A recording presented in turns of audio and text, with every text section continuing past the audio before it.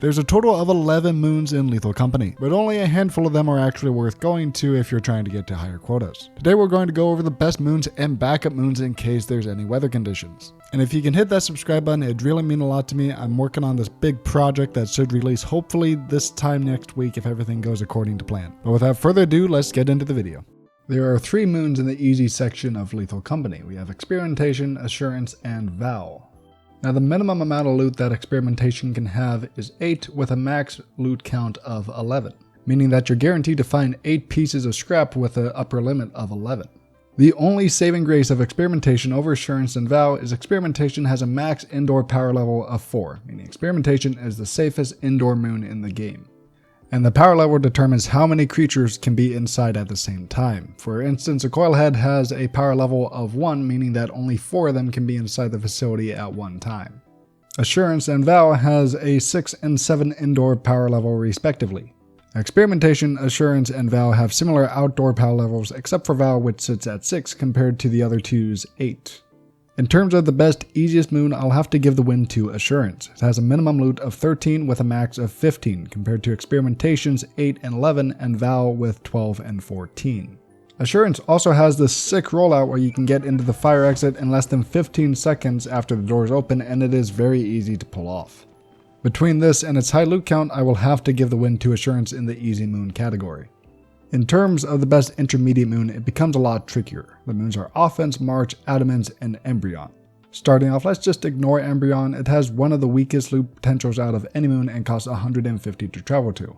With the amount of risk with the amount of loot it has, it is just not worth in high quota runs at all. That leaves us with these 3. The moon with the highest loot potential is Adamance, with a minimum loot of 16 with a max of 18. Adamance has the highest outdoor power level with 13 compared to March's 12 and Offense's 8. The moon with the second highest loot potential is that of Offense, with a min-max loot of 14 and 17. Adamance is a tricky moon geographically speaking. The bridge just collapses as soon as you put any weight on it, but the best way to get back to the ship is to use extendo ladders on the smaller broken bridge. It's important to note that the middle part of this bridge breaks after 3 jumps. Offense has a somewhat safe route back to the ship with this shortcut here. However, March should just be avoided at all costs. It is a straight shot back to the ship with 0 cover if you encounter a Forest Keeper. I would say that the winners are both Offense and Adamance for this category, although if you're doing high quota runs, Adamance is better, but it may not be worth it over Offense if Adamance is eclipsed or stormy and Offense is perfectly sunny. The late game moons consist of Rend, Dine, Titan, and Artifice, with price tags of 550, 600, 700, and 1500. Both Rend and Dine should be used as a stepping stone to get to Titan and Artifice, so let's find out which one is more worth the money. Rend and Dine both have a max loot of 25, but Dine has a much higher minimum loot with a massive lead of 4 points.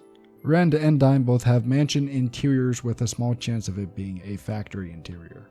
And both of them have a max outdoor power level of 6. In terms of indoor power level, Dine has a whopping 16 points compared to Rend's 10 points. So far, Rend is $50 cheaper to travel to and has a much safer interior compared to Dine. It is also much easier to get to the entrance on Rend than it is on Dine, considering Rend has these handy lights telling you where the entrance is. Dine does have a higher minimum loot level by 4 points compared to Rend's minimum loot, although Dine does have a much more dangerous interior compared to Rend. So even though Dine does have a higher loot level compared to Rend, it is a lot less likely that you'll be able to safely loot that extra 4 scrap. And now we go into the final bosses of Lethal Company, Titan and Artifice, costing 700 and a whopping 1500 respectively. Titan has a much easier outdoor power level with a max of 7, compared to Artifice's outside power level that is set at 13. Titan's indoor power level is set at 18, the highest in the game, while Artifice's indoor power level sits at just 13, meaning its indoor and outdoor is on par with Adamance. Although you are a lot more likely to encounter old birds on Artifice than you are on Adamance. Artifice is mostly a manor interior with a 23.858% chance of a factory interior.